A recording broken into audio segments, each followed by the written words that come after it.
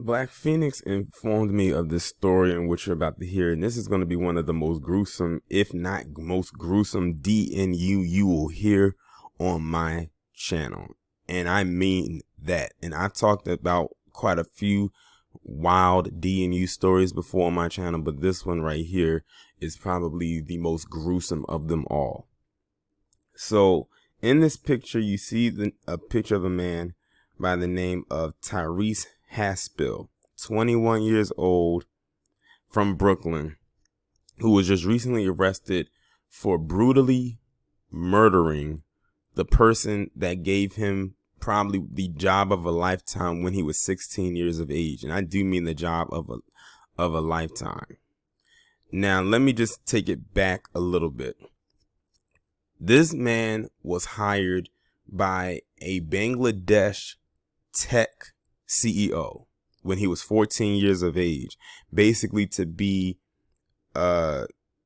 his own personal assistant. I mean, it's not every day that you get to be the personal assistant of someone like right there who is the CEO of a huge tech company. Now, maybe somewhere along the way, something must have occurred and the lines must have gotten blurred in the communication, maybe in their relationship somewhere, because something made this Tyrese Haspil go off and snap to the point where he brutally murdered this tech CEO in his home. They said a $2.2 million penthouse, to my knowledge. Brutally murdered this man. And I'm not going to go into the details just yet. I'm just going to read the article. But you know it had to be bad if they had to pick him up wearing that white suit. Whenever they are wearing something like that, you know that the person who committed the crime did something extremely, extremely heinous. The personal assistant of a murdered tech CEO, Fahim Salah, has been charged with second-degree murder after Salah was found decapitated and dismembered in his $2.2 million Manhattan luxury apartment on Tuesday after a cousin stopped by to check on him. So this murder happened almost over a week ago. But they just caught him, I think, over the weekend. 21-year-old Tyrese Haspil of Brooklyn was arrested on Friday morning in the lobby of a different luxury apartment building several blocks from where Salah lived. On Saturday, two detectives walked Haspil out of the 7th precinct in a white Tyvek suit, face mask, handcuffs, and leg shackles, ignoring questions from reporters, according to the report. He tried to run, the building superintendent told the New York Times, adding that Haspil had arrived at the apartment sometime on Wednesday and said he was planning to leave on Monday. Haspil, who handles Salah's finances and personal matters, is believed to have owed his boss a significant amount of money, according to the Associated Press citing the NYPD. The New York Daily News reports that Salah discovered that Haspil had allegedly embezzled $90,000 from him and set up a repayment plan after firing him instead of reporting it to authorities. So now you have a bit of a backstory as to why the CEO tech giant is dead, because he learned that this man right here, who he had hired as his assistant since he was 16, was stealing money from him. And 9 times out of 10, he was going to not only fire him, but also report him to the police. You know, he should have just went ahead and dealt with that. He most likely wouldn't have to spend that much time in jail. But now he's most likely going to be spending the rest of his life in jail because of what he did. And I don't know if New York honors the death penalty or not. I don't think they do. But if they did, he would definitely qualify for it.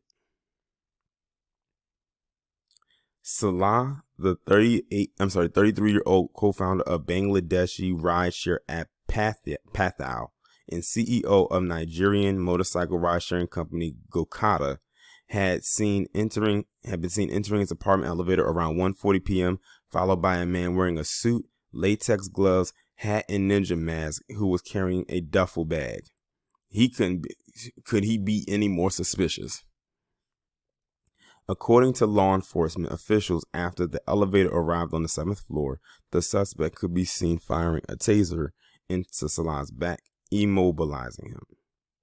Salah was then stabbed to death, sustaining multiple wounds in the neck and torso, with the assailant returning the next day to dismember him with an electric saw and clean up when he was interrupted by Salah's cousin. Haspil reportedly used a credit card to buy the electric saw found at the scene, while a taser prong recovered from Salah's body contained a serial number connecting Haspil to the murder. What's more, he was seen on surveillance video purchasing the saw and cleaning supplies at a local Home Depot, according to Manhattan Assistant DA Linda Ford at Haspil's Saturday morning arraignment in Manhattan Criminal Court. When the cousin got to the apartment, the police said she discovered a horrifying scene. Mr. Salah's head and limbs had been removed and parts of his body had been placed in plastic bags designed for construction debris. An electric saw was plugged in nearby. Investigators have concluded that Mr. Salah had been killed the day before, according to a fourth official with knowledge of the inquiry. Cops said Haspil returned to the apartment Tuesday, intending to dispose of the butchered body and clean the gore, but a cousin of the victim instead came by and discovered the body, with no arms, legs, or head, as the suspect fled down a staircase. The power tool was left inside the E. Houston Street condo, where the victim's mutilated remains were left in the living room. The killer left before he finished the job, a source said earlier in the week.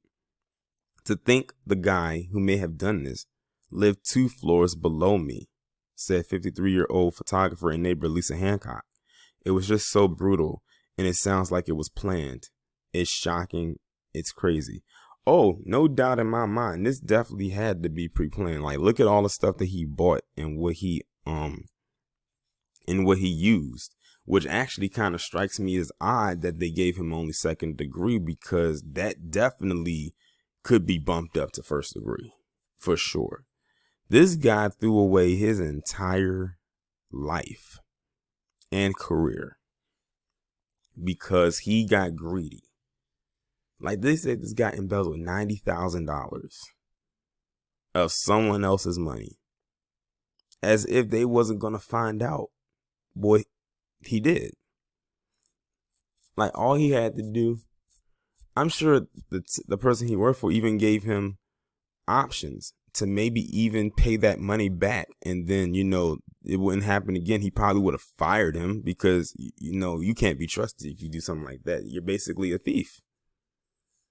Or he would have just had to, deal with the authorities and did some jail time. But like I said before, not as much as he's going to have to do now for the crime in which he committed. Like, that's crazy. But yeah, I think this might have to be bumped up to murder 1 for the simple fact he definitely planned it. I mean, he went to Home Depot and bought all the supplies and then dressed up to try to look incognito and went in behind this man, and then you did what you did and then left and then came back with the intent to dispose of what you did. But that got foiled because the person you worked for, cousin, had already discovered your dirty work, and then they saw you when you tried to come into the apartment.